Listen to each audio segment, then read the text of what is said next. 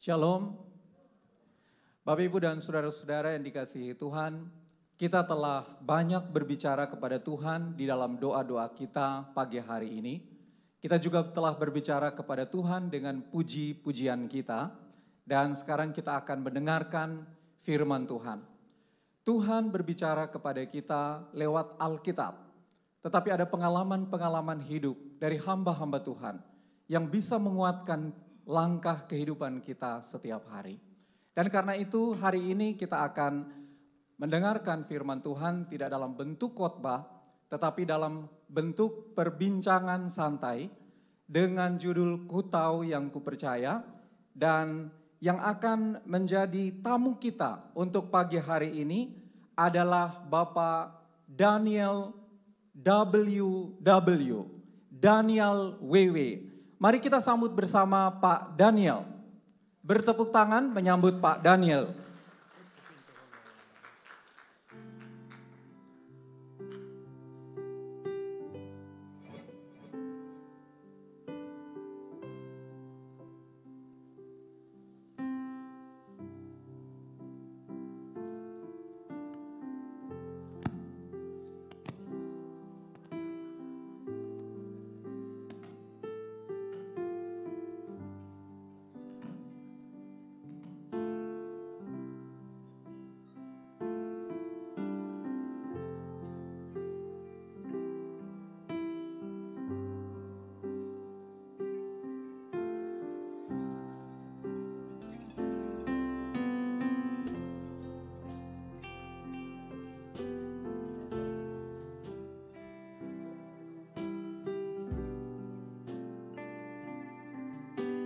Sekali lagi kita bersyukur Pak Daniel hadir bersama kita. Mari kita beri tepuk tangan. Silakan Bapak.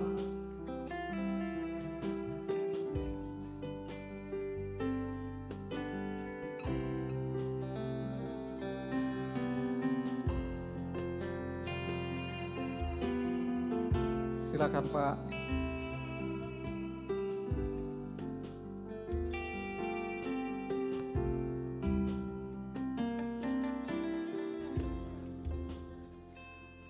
Mari Bapak, silakan.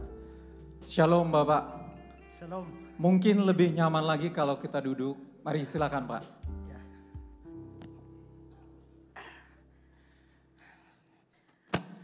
Ya, shalom. Ya, lebih nyaman lagi. Terima kasih Pak Daniel pagi hari ini berkesempatan untuk bersama-sama dengan kami di sini. Satu sukacita besar bahwa Pak bisa hadir bersama-sama dengan kami untuk berbagi dengan hidup Bapak dan juga apa yang kami bisa lakukan untuk hidup kami. Ngomong-ngomong kita mungkin lebih berkenalan dengan Bapak terlebih dahulu. Sebenarnya Bapak ini siapa dan dari mana? Karena dari nama belakangnya WW, saya pikir Bapak mungkin dari Sabu, Wewo mungkin. Ya, shalom semuanya. Saya bersukacita hari ini bisa hadir di tengah saudara-saudara sekalian dan bisa sharing beberapa pengalaman rohani yang dengan harapan bisa menguatkan kita semua. Nah, saya Bapak Daniel WW bukan dari Sabu. Saya dari Amerika. Amerika. Ya. Mungkin Amerika. Kelihatan dari jenggotnya sudah putih, Pak. Bapak Daniel, ini jauh-jauh ke GKIN itu sebenarnya ada apa, Pak? Saya dikontak oleh Pak Esra. Beliau mengontrak Bapak? Ya, meminta saya hadir di sini supaya bisa bersaksi buat jemaat revival. Sama Pak, beliau meminta saya juga untuk duduk di sini bertemu dengan Bapak. Puji Tuhan. Ya. Maaf Pak, kalau kita mau lihat kehidupan Bapak, apakah Bapak ini berasal dari satu zaman tertentu, orang zaman milenial atau kolonial mungkin? Saya orang dari masa lalu. Dari masa lalu? Ya, saya lahir 22 November tahun 1840. 1840. Ya. Sudah ratusan tahun, 800-an tahun Bapak ada. Ya, dan sebenarnya saya sudah mati. Ya. Tapi ini saya kalau lihat ini ada kuburan saya. Ya, mungkin saya ada siap foto kuburan saya. Ini kuburan saya. 182 tahun. Ya. Saya lihat ada namanya di situ, berarti bukan dari Sabu ya Pak ya? Ya. Di sana ada tertulis nama Bapak Daniel Webster Whittle. Betul begitu Bapak? Ya, itu nama saya. Biasa disingkat Daniel WW. Webster Whittle, itu nama saya. Daniel Webster Whittle. Oke lah Pak. Kalau minta maaf Pak, dari kehadiran Bapak di sini dari belakang sampai ke depan, dituntun sampai di sini, kelihatannya, mohon maaf Pak, kita dilahirkan semua sempurna. Tetapi apakah Bapak memang kondisinya seperti ini sejak kecil? Tidak. Saya sebenarnya lahir normal, tapi kondisi saya seperti ini itu adalah sebuah kecelakaan. Memang agak panjang untuk diceritakan, tapi sebenarnya saya lahir di tengah-tengah sebuah keluarga Kristen yang baik. Yeah. Ibu saya seorang Kristen yang sangat taat. Yeah. Dia sangat mencintai Tuhan. Saya 4 bersaudara, laki-laki semua.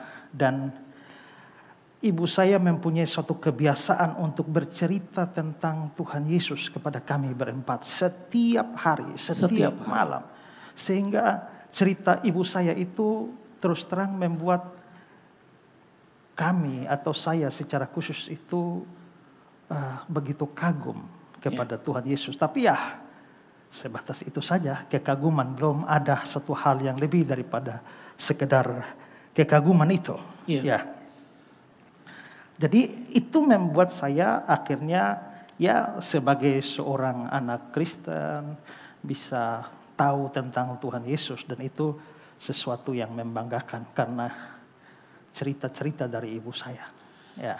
Adakah hal yang istimewa yang Pak Daniel dapat dari ibu?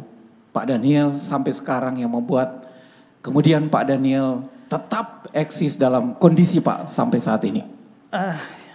Dari semua hal yang ibu saya ceritakan, banyak hal yang dia ceritakan, tapi satu hal yang mungkin paling menyentuh itu adalah ketika ibu bercerita tentang apa yang disebut sebagai anugerah Tuhan, rahmat Tuhan, bahwa kalau kita bisa hidup sampai hari ini, bisa bernapas, itu anugerah Tuhan.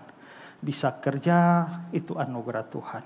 Bisa menikmati semua, itu anugerah Tuhan. Dan yang paling penting, kalau sampai kita diselamatkan, itu bukan karena baiknya kita, salehnya kita, tapi karena anugerah Tuhan. Itu yang saya ingat persis dari salah satu dari banyak hal yang ibu saya ceritakan. Ya. Dari masa kecil Pak Daniel ini, pasti ada pengalaman-pengalaman yang dirasakan bersama dengan ibu. Yang kemudian membuat Pak Daniel masuk ke masa remaja Pak. Mungkin ada sedikit cerita dari masa kecil dan pengalaman masa remaja Pak Daniel. Ya, jadi kalau di Amerika saya lahir di Massachusetts, dan kira-kira pada waktu saya usia remaja, keluarga saya itu pindah ke Chicago, ya. Dan saya besar di sana, bertumbuh di sana, menjadi seorang remaja. Dan saya merasa menemukan masa depan yang cerah di Chicago ketika saya umur 21 tahun. Saya bekerja menjadi sebuah kasir di sebuah bank. Kasir. Ya. Dan sementara saya merasa masa depan saya begitu cerah karena saya kerja di bank.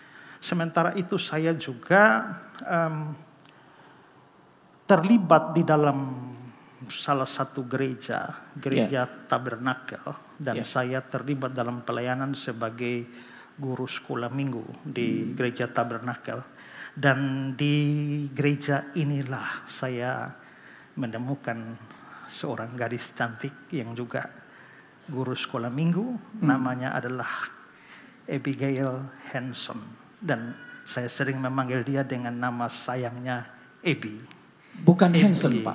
Abby Hanson. Oh, Ya. Hanson. Abby Hanson. Di GKIN juga ada Hanson, Pak.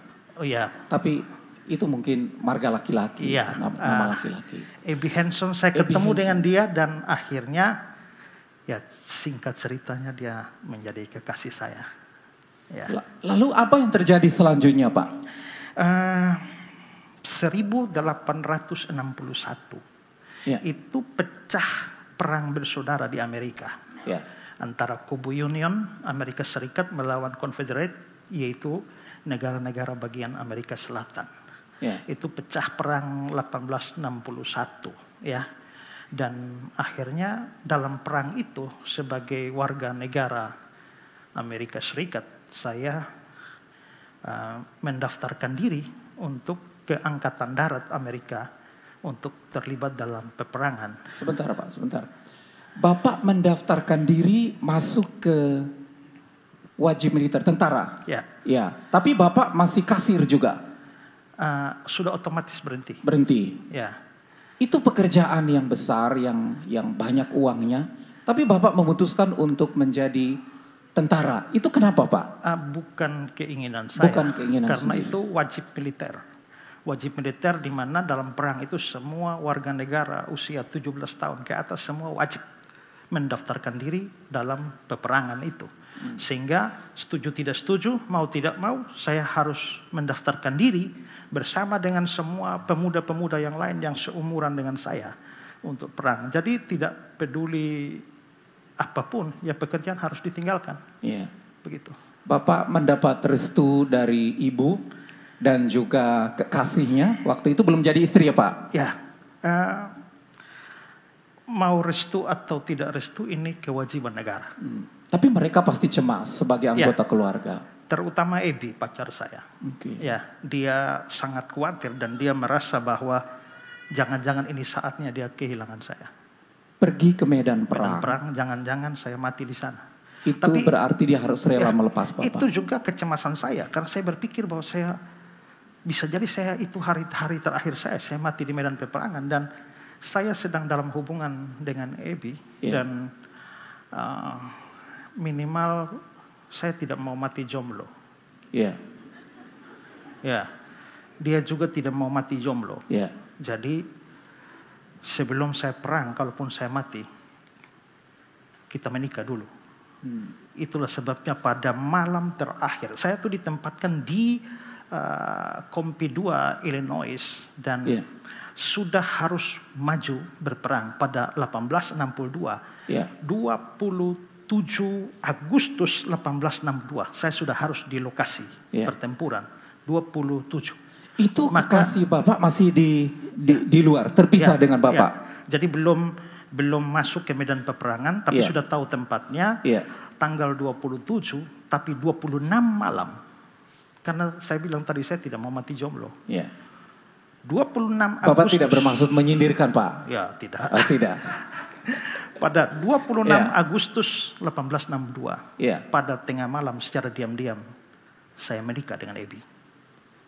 Ya, menikah tidak ada prosesi, tidak ada kumpul keluarga, tidak ada antar dulang dan lain sebagainya, tidak ada. Habis menikah bahkan tidak ada malam pengantin. Ya, habis menikah malam itu juga saya langsung menuju ke medan pertempuran dan kalaupun saya mati kan saya sudah menikah. Ya, itu jadi akhirnya saya resmi maju dalam peperangan itu sudah sebagai suaminya Abby. Tapi ibu saya ini seorang Kristen yang taat.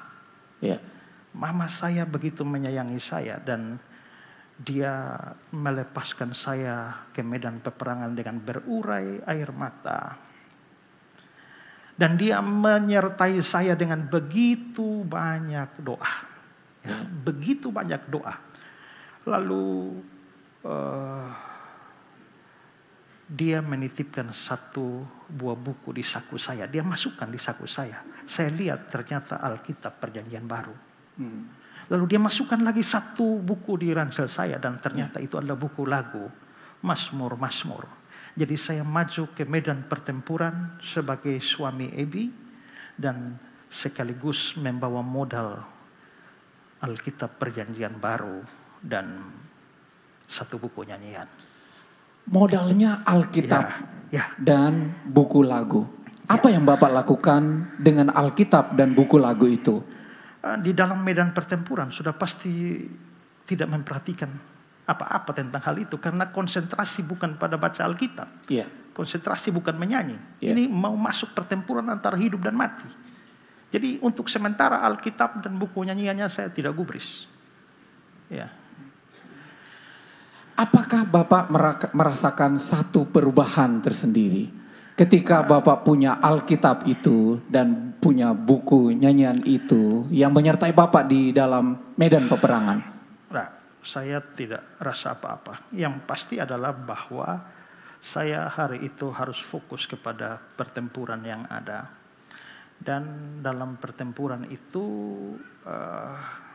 namanya pertempuran, itu begitu banyak korban yang jatuh. Yeah. Ya. Dan hasil dari korban itu adalah 620.000 orang tewas dalam pertempuran selama 4 hari. 620 korban dan kira-kira ada 1 juta orang terluka parah. Dan saya diajak oleh pemimpin untuk bertarung pada satu posisi tertentu dan yang tidak kami sangka bahwa ternyata pada bagian itu sudah dipersiapkan oleh lawan dengan bom-bom yang sangat mematikan dan bom meledak di sekitar saya. Ya. Dan itu langsung memutuskan tangan kanan saya. Sehingga saya nyaris tidak punya tangan dan luka yang sangat parah di hampir seluruh bagian kanan dari tubuh saya. Ya, tapi yang luar biasanya walaupun begitu saya masih hidup. Ya, saya tidak mati. Banyak rekan-rekan saya yang tewas dalam pertempuran itu. Ya. Lagi pula setelah itu saya ditawan sebagai tawanan perang dari bagian selatan. Ya. Sehingga saya akhirnya ditawan. Untungnya setelah perang itu ada acara tukar tawanan. Tawanan. Ya, jadi dari pihak Amerika Serikat itu ada banyak juga tentara ditawan oleh bagian selatan termasuk salah satunya saya. Pihak selatan pun banyak ditawan dan akhirnya mereka bikin program tukar tawanan sehingga akhirnya saya juga masuk dalam program pertukaran itu. Di dalam perang itu banyak kawan Pak yang meninggal. Pasti secara psikologis Bapak mungkin juga mengalami waktu di mana Pak down sekali. Apalagi dengan keadaan Bapak menjadi korban karena bom yang meledak itu. Bapak punya perasaan bagaimana pada saat itu? Ya, jadi saya dirawat di rumah sakit setelah itu ya. Dan ya memang tangan saya hancur dan harusnya memang diamputasi secara total. Dan beberapa bagian tubuh saya memang sudah tidak bisa diperbaiki lagi. Dan ya tentu saja saya sangat sedih. Kehilangan begitu banyak hal dan saya merasa hidup saya selesai. Ya. Pada saat-saat seperti itulah saya teringat Alkitab dari ibu saya. Alkitab tadi. Ya. Dan saya mengambil Alkitab itu di rumah sakit saya berbulan-bulan di sana untuk masa pemulihan. Dan saya tidak punya pekerjaan, saya mengalami kesepian dan pada saat itulah ya saya membaca. Zaman itu belum ada HP ya Pak untuk mengontak. Belum ada. Belum ada. Saya baca Alkitab, Matius, Markus, Lukas sampai Wahyu. Selesai itu saya ulang lagi dari Matius sampai Wahyu lagi. Beberapa kali mengambil buku lagu yang disiapkan ibu saya dan saya menyanyi. Lalu baca lagi Matius sampai Wahyu. Entah berapa banyak saya lupa, tapi pokoknya saya menghabiskannya karena tidak ada pekerjaan lain di atas ranjang kesakitan. Seluruh perjanjian baru Bapak baca dan berulang-ulang. Ya, berulang-ulang. Tapi waktu Bapak membacanya, apakah ada sesuatu yang kemudian membuat hidup Bapak berubah setelah membaca sekian kali Alkitab itu dari Matius sampai Wahyu? Tidak ada. Hanya kebingungan yang saya temui.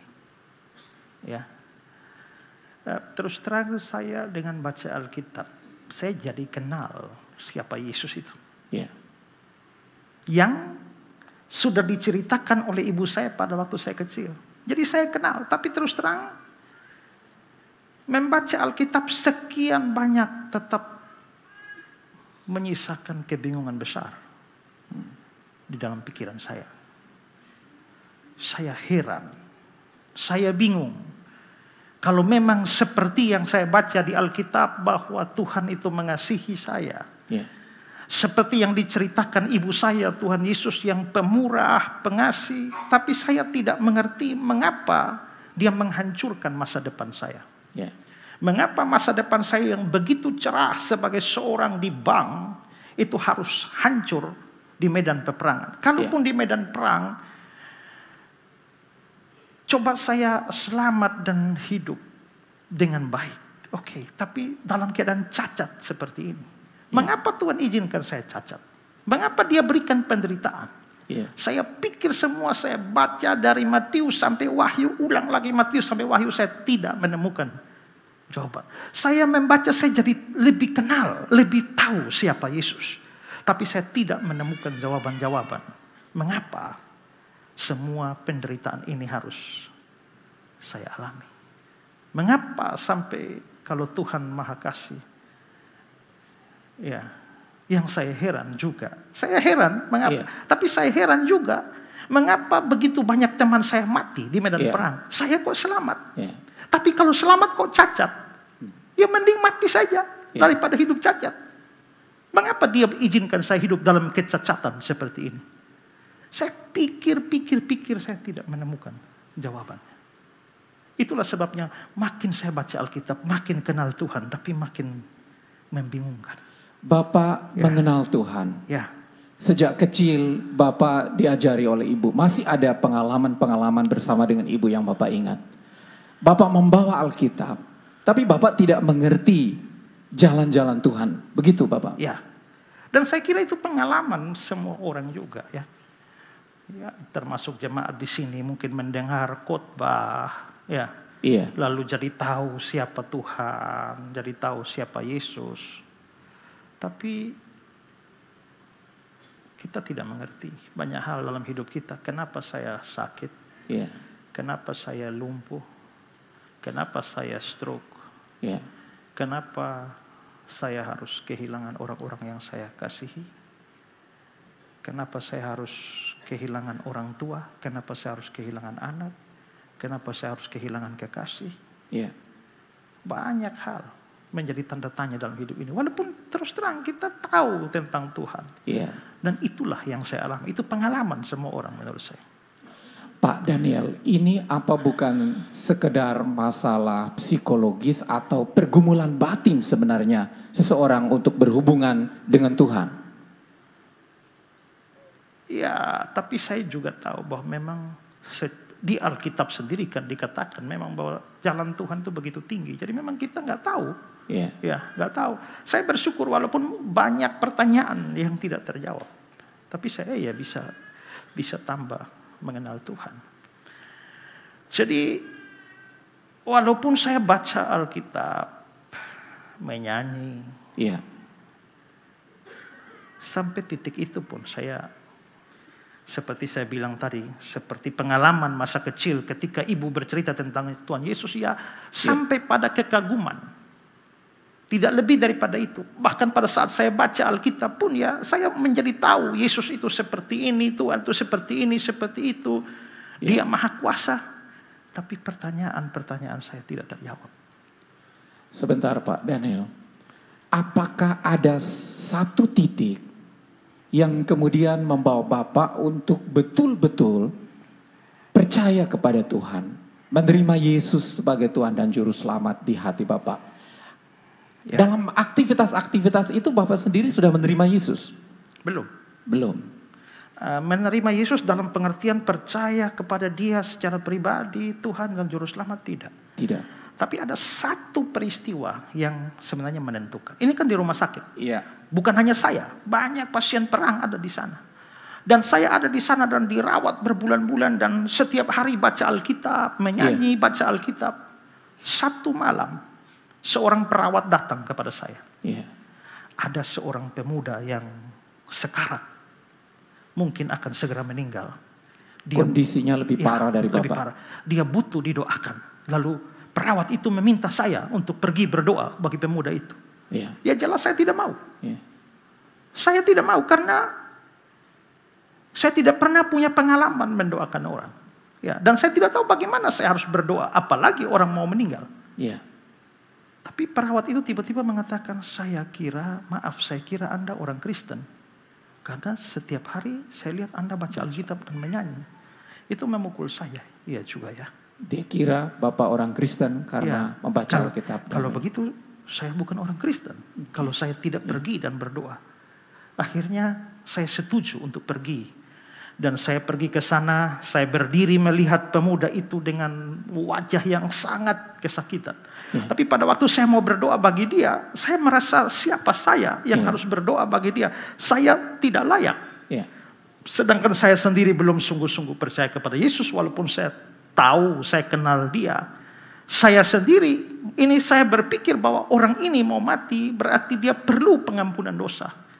Sedangkan saya, bagaimana saya bisa berdoa bagi dia sedangkan saya sendiri belum mendapatkan pengampunan dosa. Itulah sebabnya di hadapan pemuda yang sedang sekarat itu, saya berlutut. Saya berlutut dan saya berdoa, Tuhan ampunilah segala dosa saya. Basuhlah saya dengan darah-Mu. Dalam doa yang sangat panjang berurai air mata, saya yakin Tuhan mengampuni saya. Saat itu saya bangun, lalu saya berdoa untuk pemuda itu. Saya berlutut, dia di tempat tidur, saya berlutut dan berdoa sambil menutup mata, berurai air mata, saya berdoa untuk dia. Dan setelah saya bangun, saya melihat dia sudah meninggal. Dan anehnya, waktu dia belum meninggal, wajahnya penuh kesakitan. Tapi setelah dia meninggal, saya melihat wajahnya penuh sukacita. Dia sepertinya sudah lepas dari seluruh penderitaan. Dan hari itu saya berharap bahwa satu hari nanti saya bisa bertemu dengan pemuda itu lagi. Itu pengalamannya, titiknya. Bapak, bisa saya simpulkan bahwa apakah Bapak menerima Yesus pada saat Bapak mendoakan pemuda itu? Lebih tepatnya sesaat sebelum saya mendoakan. Jadi saya mendoakan dia, tapi saya perlu berdoa untuk diri saya. Dan saya berlutut, dan saat itu saya terima Yesus. Setelah saya terima Yesus, barulah saya mendoakan pemuda itu. Jadi boleh dibilang momennya adalah itu. Momen saya terima Yesus sebagai juru selamat saya. Pengalaman rohani yang luar biasa. Pak Daniel, dalam kondisi apa ketika Pak keluar dari rumah sakit, adakah sesuatu yang kemudian mendorong Pak untuk semakin giat dalam kekristenan, hidup semakin mengasihi Tuhan? Atau bagaimana setelah Bapak keluar dari rumah sakit? Saya keluar dari rumah sakit dan saya kembali ke rumah. Bersyukur bahwa Ebi masih menerima saya walaupun saya sudah cacat. Sehingga LDR yang perlu diteladani. Saya walaupun saya cacat, tapi saya masih diterima bekerja juga. Saat ini perang sudah selesai. Saya masih diterima juga kerja di perusahaan. Bahkan saya bekerja cukup lama. 10 tahun saya bekerja. Dan saya sebagai tenaga keuangan juga. Tenaga keuangan juga dari pengalaman sebelumnya. Pengalaman sebelumnya. Saya akhirnya hidup normal bersama istri saya Ebi. Dan bahkan kami dikaruniai satu orang anak.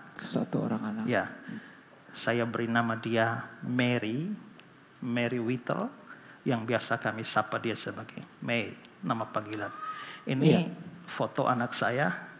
Coba kita lihat fotonya, Pak. Ini Mary Whittle. Ini foto anak saya. Jadi kami akhirnya walaupun saya cacat tapi hidup berbahagia. Anda berbahagia sekali dalam hidup. Tapi ini belum selesai. Sesudah bersama-sama dengan anak-anak, sesudah bersama dengan istri, sudah bersama dengan anak, bertemu lagi dengan keluarga. Apakah setelah itu semuanya Bapak mengerti atau ada pergumulan lagi yang Bapak harus hadapi? Saya tetap tidak mengerti dengan semua pertanyaan saya yang di rumah sakit. Iya. Yang saya tahu adalah makin hari saya makin percaya Yesus. Saya makin kenal siapa Yesus. Iya. Tapi pengenalan saya akan Yesus itu ternyata membuat saya tidak lagi berkonsentrasi kepada pekerjaan saya di perusahaan itu. Dan menariknya adalah saya berpikir bahwa saya harus melayani Yesus.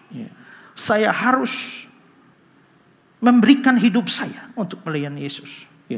Dan pada momen seperti itu, saya bertemu dengan penginjil besar, pengkhotbah besar masa lalu, yaitu Dwight L. Moody. Mungkin saudara pernah tahu orangnya. Ini adalah Bapak Dwight L. Moody. Dia adalah seorang pengkhotbah masa lalu, penginjil besar yang berkhotbah dari panggung ke panggung, dari kota ke kota, desa ke desa, itu untuk memberitakan firman, ya. Dan akhirnya pertemuan saya dengan Pak Moody itu mempengaruhi hidup saya. Mempengaruhi hidup saya. Pak Moody akhirnya itu menjadi sahabat baik dan terus memberikan dukungan. Keluarga saya dan keluarga Pak Moody itu menjadi dekat. Dan akhirnya juga bahkan saya dan Pak Moody jadi besan. Oh, anaknya. Karena anak saya Mary itu menikah dengan anaknya Pak Moody, William Moody. Sehingga akhirnya anak saya lebih dikenal sebagai Mary Whittle Moody. Nah, jadi akhirnya saya memutuskan keluar dari pekerjaan saya. Berhenti. Ini pengalaman yang baik. Tadi menjadi kasir, lalu berhenti untuk ikut perang. Bendahara sekarang berhenti untuk ikut perang juga, tapi perang di ladang Tuhan. Dan saya bergabung dengan tim penginjilannya Dwight L. Moody. Di tim itu Bapak sebagai apa? Saya pada mulanya saya sebagai penyanyi. Dan Tuhan memberikan kepada saya kemampuan untuk menciptakan lagu-lagu dan juga menyanyi, dan menyanyi. Lalu juga pada kesempatan yang lebih belakangan saya diberi kesempatan oleh Pak Moody juga untuk menyampaikan firman Tuhan di dalam kampanye-kampanye pemberitaan Injil. Dan saya dalam tim itu saya mempunyai seorang teman yang sangat bagus, yang hebat sekali dalam musik, anak muda yang dipakai Tuhan. Luar biasa, namanya Phil Bliss. Ini Bapak punya fotonya. Foto teman saya, Pak Phil Bliss. Saya menyanyi, dia mengiringnya dengan puji-pujian musiknya. Gitu. Kalau kita boleh tahu apa yang Bapak nyanyikan waktu itu, lalu diiringi. Saya menciptakan lagu pertama saya, syairnya dari saya. Musiknya dari seorang teman saya, Sissy Williams. Dan lagu pertama yang saya ciptakan itu adalah Have You Any Room for Jesus? Ada tempat buat Yesus, Dia yang memikul dosamu. Ketuk pintu hatimu. Apakah kau terima Dia? Tempat bagi Tuhan Yesus. Taatlah kan firman-Nya.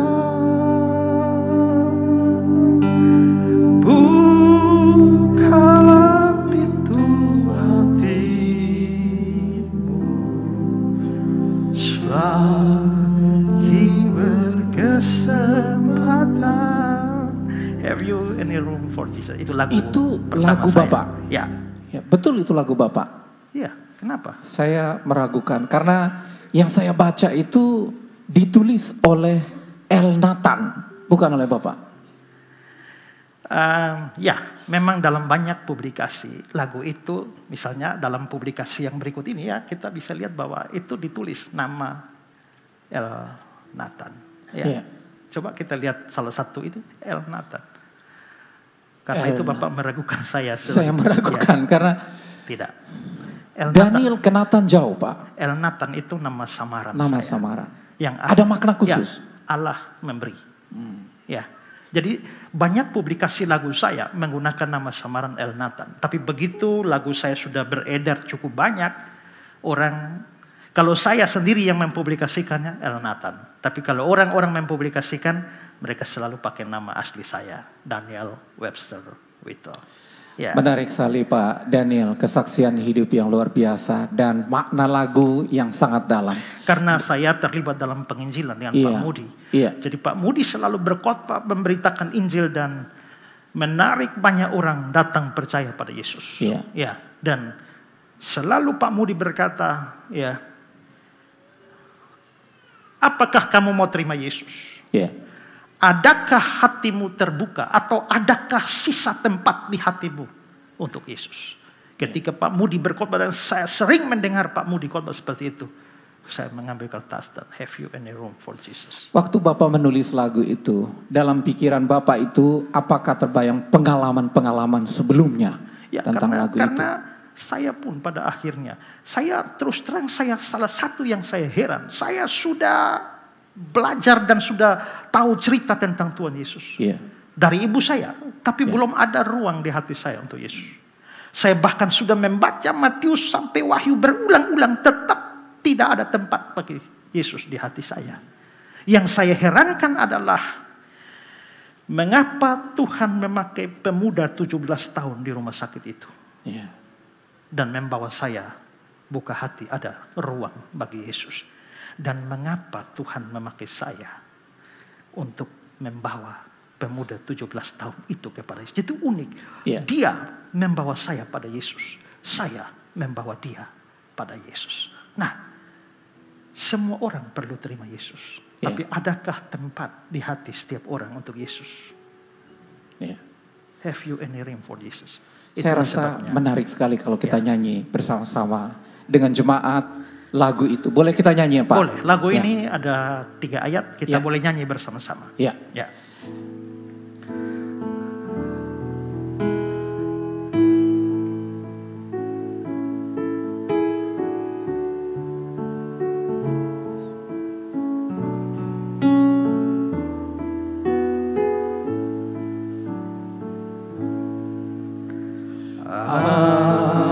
Adakah tempat buat Yesus, Dia yang memikul dosa. Mari semua menyanyi lagu ini.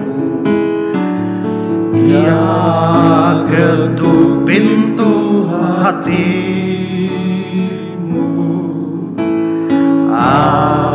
Apakah kau terima Dia? Tempat bagi Tuhan Yesus, taatkan firman-Nya. Buka hatimu, bukalah pintu hatimu, selagi berkesempatan. Buka pintu selagi ada kesempatan, karena kesempatan bisa tidak ada lagi. Tiap saat kita bisa mati. Selagi ada kesempatan, buka pintu hatimu untuk Yesus. Ayat kedua.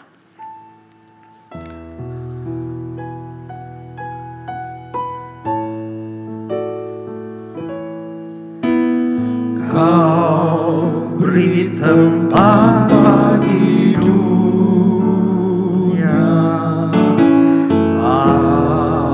beri tempat bagi Kristus dalam hati Dia akan masuk baginya yang tersalib.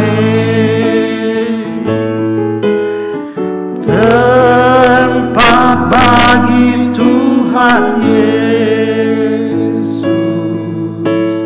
taatlah akan firman-Nya, bukalah pintu hatimu selagi berkesempatan. Sekali lagi ayat 3.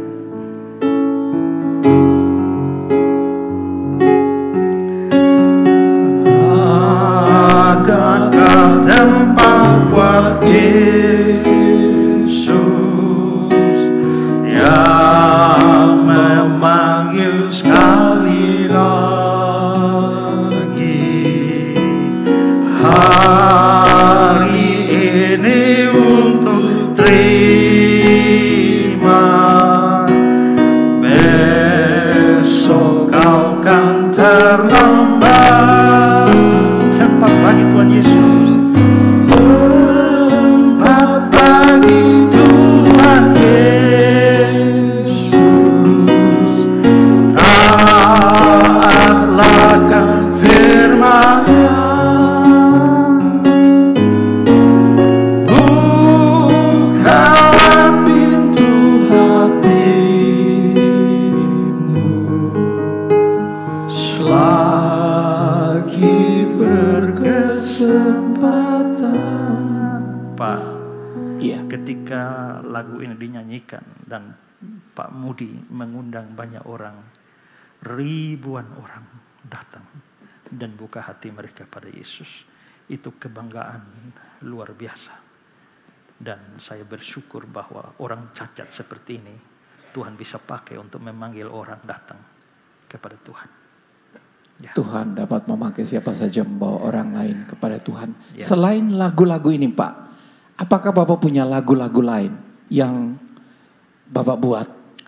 Saya menulis cukup banyak lagu, kira-kira ada 200 lagu. 200 lagu hymn saya ciptakan ya, dengan musik dari teman saya Mark Hannon dan juga anak saya yang sudah menikah dengan anaknya Pak Mudi, itu menjadi orang yang memasangkan musik pada lagu-lagu saya. Kalau saudara lihat daftar lagu ini sebagian dari daftar lagu-lagu saya. Ya, ini ada daftar yang 100-an, tapi sebenarnya saya menulis sekitar 200 lagu. Dan salah satu lagu saya yang saya kira terkenal ke seluruh dunia adalah There Shall Be Shower in Blazing. Ya. Terjemahannya Pak. Coba saya nyanyi. Hujan berkat. Oh, terkenal itu Pak lagunya. Kami kenal. Oh ya? Kenal. Ya. Oke, kalau kenal bagaimana kalau kita nyanyi? Kita nyanyi bersama, ayo, boleh. Jemaat, mari kita nyanyi salah satu lagu saya. Hujan berkat kan tercurah, itulah janji kudus.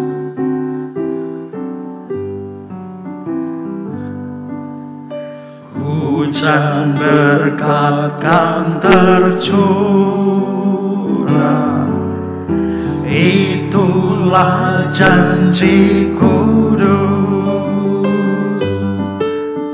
Hidup segar dari surga kan diberi penebus. Hujan berkat-Mu, itu yang kami perlu.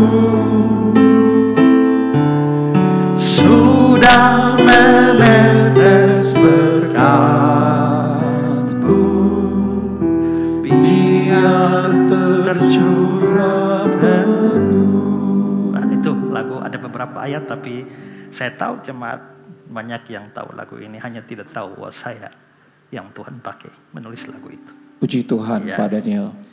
Bapak telah dipakai oleh Tuhan secara luar biasa untuk menulis banyak lagu yang memberkati kami. Walaupun sebenarnya ada pertanyaan-pertanyaan yang ada di dalam hati Pak yang tidak terjawab. Mengapa orang mengalami penderitaan? Mengapa orang harus mengalami kondisi di mana masa depannya dihancurkan. Bapak sudah mendapat jawaban dari setiap pergumulan batin Pak setelah Bapak menulis sekian banyak lagu? Tidak. Tetap tidak mengerti. Bahkan tambah menjadi-jadi. Apa sebenarnya yang Pak gumulkan di situ? Sementara saya masih berjuang untuk mengerti kenapa ya Tuhan izinkan penderitaan pada saya, cacat pada saya, hancurnya masa depan saya. Tapi saya melihat bahwa kan yang mengalami ini kan bukan cuma saya. Ya. Banyak orang mengalami itu dan itu menjadi pertanyaan, bukan hanya mengapa Tuhan izinkan saya menderita, tapi mengapa Tuhan izinkan penderitaan terjadi di dunia ini, bahkan terhadap anak-anak Tuhan, hamba-hamba Tuhan. Ya, mengapa Tuhan membuat ini, membuat itu, mengapa masa depan menjadi suram, mengapa ada kematian, ya, dan saya bilang kenapa menjadi-jadi. Tadi saya kasih tahu saudara, saya punya teman pemain musik Phil Bliss, sangat akrab dengan saya. Tapi satu hari dia dalam perjalanan dengan istrinya, tiba-tiba kami mendengar berita bahwa kereta api yang dia tumpangi mengalami kecelakaan. Saya langsung pergi ke tempat lokasi itu dan ternyata kereta api itu bukan hanya kecelakaan biasa tapi terbakar. Dan banyak penumpang terbakar dan saya melihat teman saya Phil Bliss, partner bersama istrinya hangus terbakar. Dan saat itu saya heran mengapa anak muda yang begitu hebat berapi-api melayani Tuhan, kok Tuhan bisa buat mati dengan cara mengenaskan seperti ini? Kalau memang mau mati, mati biasa. Kenapa mati harus hangus sampai kami pun tidak kenal jasadnya? Mengapa kalaupun dia mati, harus mati? Kenapa tidak usia tua supaya dia kan melayani Tuhan? Kenapa dia tidak diberi kesempatan panjang melayani Tuhan? Dia mati mati hangus umur 34 tahun. Dan itu membuat saya heran. Mengapa anak muda yang cinta Tuhan, memberikan hidupnya pada Tuhan, kampanye-kampanye pemberitaan Injil, dia ada di garis depan. Kenapa Tuhan cabut nyawanya dengan cara yang gila seperti itu? Jadi sementara pergumulan saya belum selesai, pertanyaan saya belum terjawab, satu lagi, mengapa? Sehingga akhirnya hidup saya ini hanya penuh dengan tanda tanya. Heran, mengapa Tuhan berbuat ini dan itu? Bicara yang terakhir ini suara Bapak agak meninggi. Mungkin minum dulu Pak. Terima kasih. Tolong buka Pak.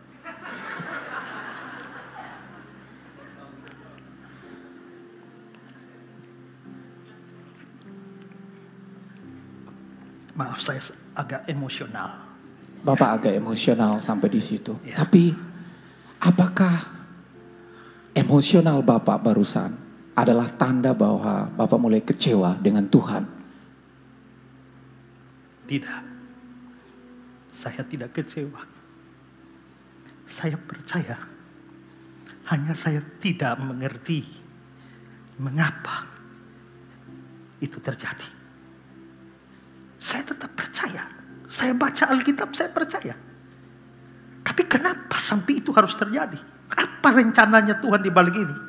Kenapa orang yang saya kasihi harus hilang? Kenapa masa depan saya hilang? Saya tetap percaya, tidak kecewa. Tapi hanya hidup ini bagi saya tanda tanya. Jalan Tuhan misteri.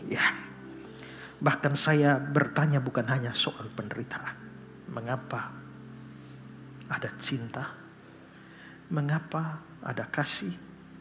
Mengapa Allah mengasihi saya? Saya orang berdosa. Mengapa Allah masih mau mengampuni saya? Mengapa orang hina seperti saya masih ditebus oleh Kristus? Mengapa saya harus masuk neraka, dipindah ke surga? Hidup saya penuh dengan mengapa. Tanda tanya. Bapak emosional sekali ketika bicara tentang hal itu. Tapi Apa ketika dalam pergumulan batin Bapak membaca Alkitab, lalu kemudian dalam pengalaman-pengalaman hidup Pak menerima Yesus, melayani Tuhan. Setelah pergumulan-pergumulan itu Bapak sudah menemukan jawabannya dari itu? Tidak. Tetap tidak. Tetap saya tidak menemukan. Ya. Kalau Bapak tidak menemukan jawabannya, lalu bagaimana bisa kita menyelesaikan persoalannya sebenarnya? Kita jadi seperti saya tidak. memang tidak menemukan jawabannya. Mengapa, itu tidak ada jawaban. Tapi saya menemukan jawabannya pada siapa. Satu ayat firman Tuhan yang menjadi kunci bagi saya adalah 2 Timotius 1 ayat 12. Ya, kita lihat ayatnya. Itulah sebabnya aku menderita semuanya ini. Tapi aku tidak malu karena aku tahu kepada siapa aku percaya. Aku tahu kepada siapa. Siapa itu jawabannya, bukan mengapa. Aku tahu kepada siapa aku percaya. Aku yakin dia berkuasa memeliharakan apa yang dipercayakannya padaku hingga hari Tuhan. Saya tidak mengerti jalan-jalan Tuhan yang membuat saya begini dan begitu.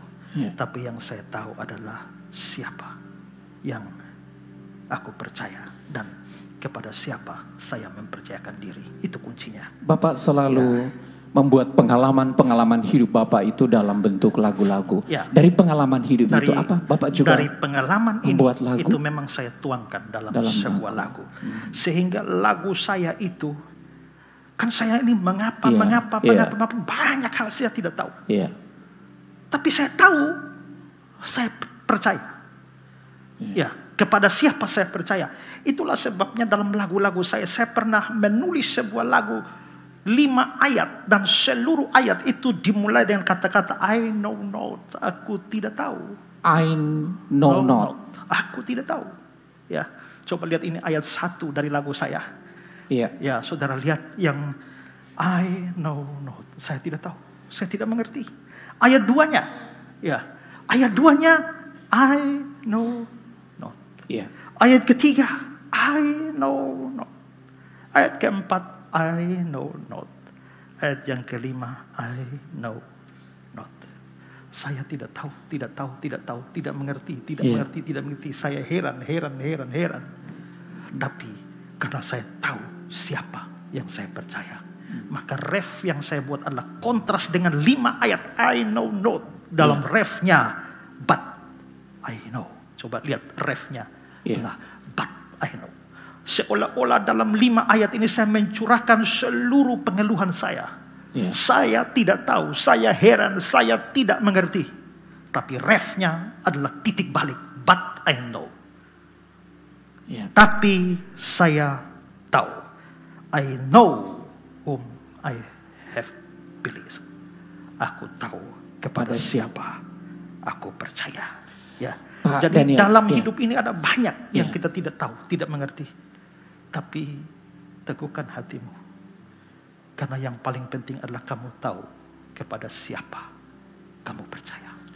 Lagunya sudah ada dalam bahasa Indonesia, Pak? Sudah. Oke.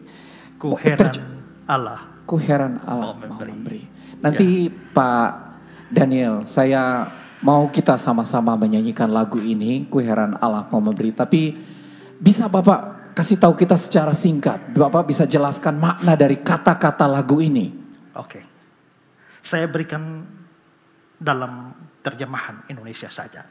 Coba lihat ayat 1. Ayat 1 berbunyi, ku heran Allah mau memberi rahmatnya padaku. Dan Kristus sudi menebus yang hina bagiku. Kita manusia ini hina. Saya hina. Saudara adalah hina, penuh dengan dosa, penuh dengan kecemaran. Kita layak dilemparkan ke neraka. Tapi herannya adalah Allah memberikan anugerah. Rahmat yang dia berikan dan dia mengirimkan Kristus untuk menebus orang hina seperti kita ini. Mengapa Allah lakukan itu? Saya tidak tahu. Ayat yang kedua. Ku heran oleh rahmatnya hatiku beriman. Dan oleh kuasa sabdanya jiwaku pun tentram.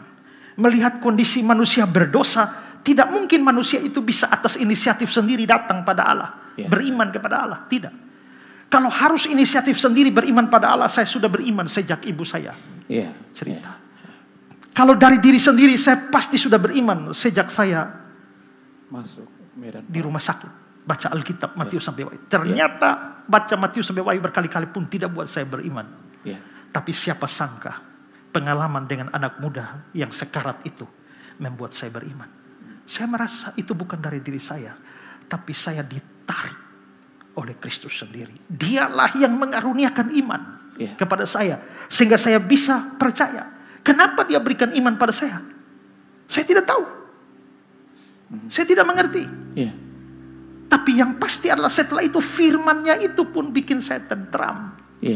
Tapi kenapa? Apa alasan dia menentramkan hati saya dengan firman juga saya tidak tahu. Ayat yang ketiga, ku heran oleh Roh Kudus, ku sadar dosaku, dan dalam firman ku kenal siapa penebus. Saya berdosa dan tidak menyadari dosa saya sampai Roh Kudus menginsafkan saya. Mengapa Roh Kudus menginsafkan saya? Saya tidak tahu. Mengapa Kristus jadi penebus saya juga saya tidak tahu. Ayat keempat. Seluruh jalan hidupku tetap rahasia sebelum ku jumpa ajalku dan nampak wajahnya. Ini yang saya bilang, yang saya alami. Seluruh hidup itu rahasia. Saya tidak pernah tahu nasib saya besok jadi apa. Ketika masa depan saya lihat cerah sebagai seorang yang kerja di bank, tiba-tiba menyadari saya tidak pernah bermimpi bahwa saya cacat seumur hidup saya. Rahasia. Tapi di balik kecacatan saya nggak pernah mimpi bahwa saya akan jadi penginjil. Itu juga rahasia.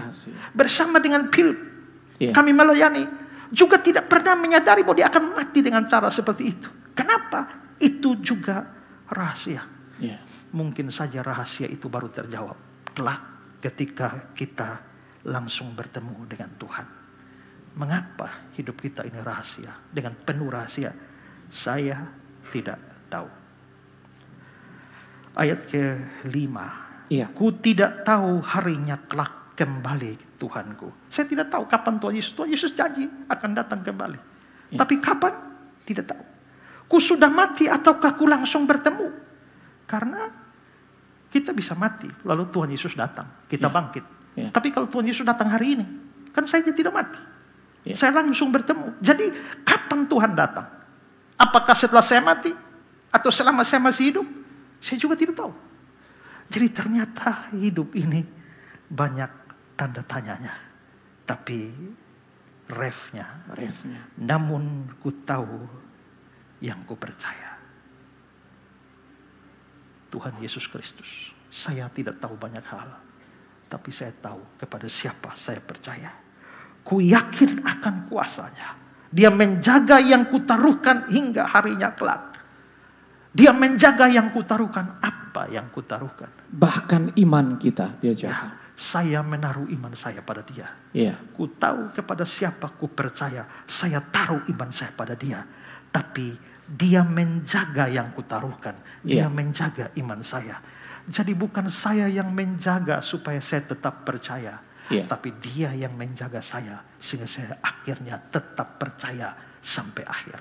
Nah, misalnya dalam 1 Korintus 1 ayat yang ke-8. Dia bilang, dia juga akan meneguhkan kamu sampai kesudahannya. Bukan kita terlalu hebat sehingga kita bisa setia. Tapi dia yang meneguhkan. Filipi 1 ayat 6, aku yakin akan hal ini sepenuhnya. Dia yang memulai pekerjaan baik di antara kamu. Dia yang bikin orang-orang Filipi menjadi percaya. Dia akan meneruskan sampai pada akhirnya pada hari Kristus Yesus. Allah kalau sudah memulai pekerjaan baik di antara kita, dia tidak kerja setengah jalan. Dia pasti akan menyertai sampai akhir. 1 Tesalonika 2 ayat 4. Dia yang memanggil kamu adalah setia. Dia juga akan menggenapinya. Jadi bukan saya yang setia, tapi dia yang setia. Kita selalu tidak setia dalam banyak langkah hidup kita. Bersyukurnya Allah setia. Itulah yang ku percaya. Luar biasa Pak Daniel. Jadi ada begitu banyak tanda tanya dalam hidup kita. Dan kita betul-betul tidak tahu apa jawaban dari tanda tanya itu. Tetapi ada satu hal yang harus kita ketahui, yaitu kepada siapa kita percaya dan kepada siapa kita dapat mempercayakan diri. Gitu Pak. Ya, karena itu hidup ini banyak susahnya, banyak pertanyaan yang tidak terjawab. Pikiran kita penuh dengan mengapa. Dan tidak ada jaminan bahwa kita tahu jawaban itu. Tapi satu hal yang harus saudara pegang, yang harus saudara ketahui, kepada siapa kita menaruhkan percaya itu. Itu sudah cukup. Semua pertanyaan nanti baru terjawab ketika kita bertemu muka dengan Tuhan Yesus. Tapi di dunia ini cukup menaruh kepada siapa kita percaya. Ku tahu yang ku percaya. Ya. Pak Daniel, kami tentu sangat berterima kasih karena sungguh-sungguh menguatkan iman kami. Sebuah lagu yang maknanya begitu dalam menguatkan iman kami. Berharap bahwa kami dapat menyanyikannya bersama-sama sambil menghayati lagu ini. Bahwa ada hal yang penting yang harus kami sama-sama lakukan dalam hidup kami. Kami tahu yang kami percaya. Nanti kami mohon kesediaan Pak Daniel untuk mendoakan kami. Tapi kita akan menyanyikan lagu ini bersama-sama. Di ayat 1, ayat 2, dan ayat 3. Bapak memimpin kita untuk bernyanyi bersama-sama lagu Bapak. Mari kita berdiri bersama-sama menyanyikan lagu Ku Heran Allah Mau Memberi.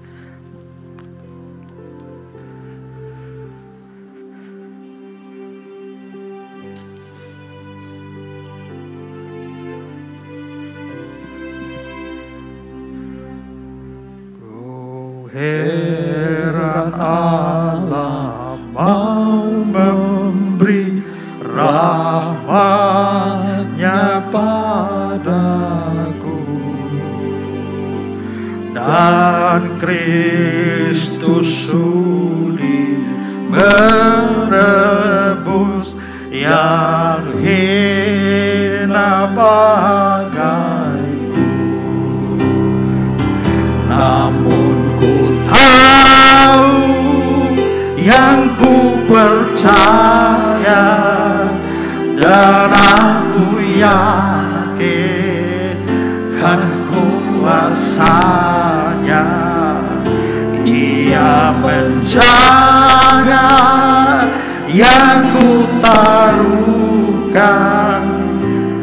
hingga harinya. Ku heran oleh rahmat-Nya, hatiku beriman. Heran oleh rahmat-Nya, hatiku beriman. Dan oleh kuasa sabdanya, Dan oleh kuasa sabdanya, jiwaku pun tenang. Namun ku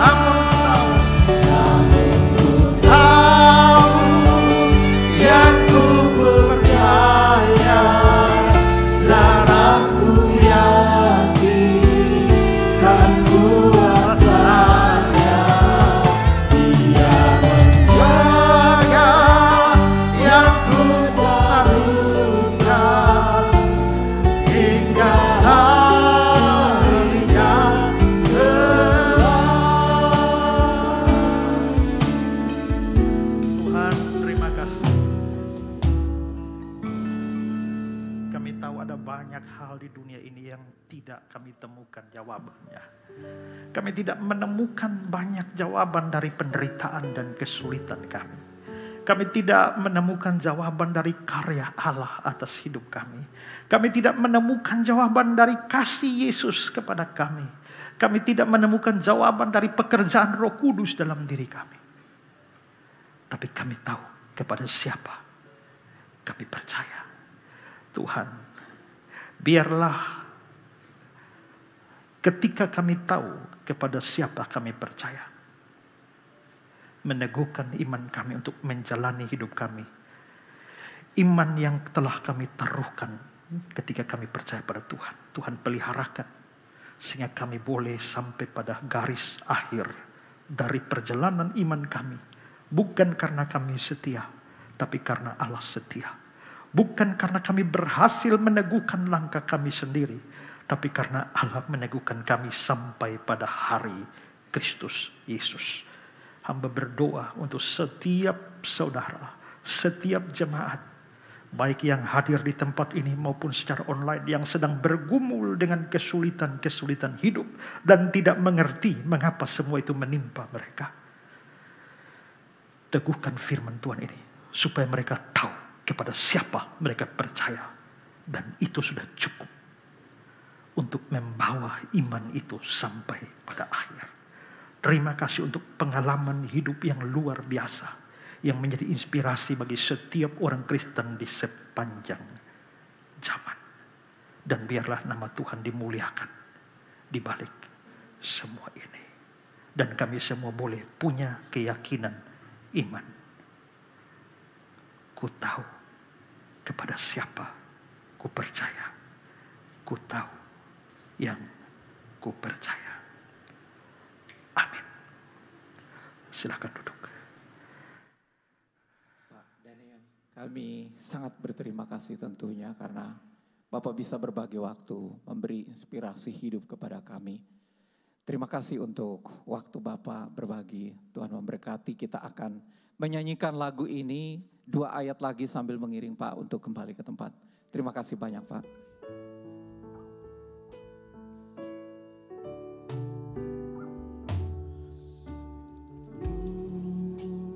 Jalan hidupku tetap rahasia, sebelum ku jumpa ajalku dan nampak wajahnya. Namun ku yang ku percaya dan aku yakin kan kuasanya. Ia menjaga yang ku taruhkan hingga harinya kelak. Ayat 5, ku tidak tahu harinya.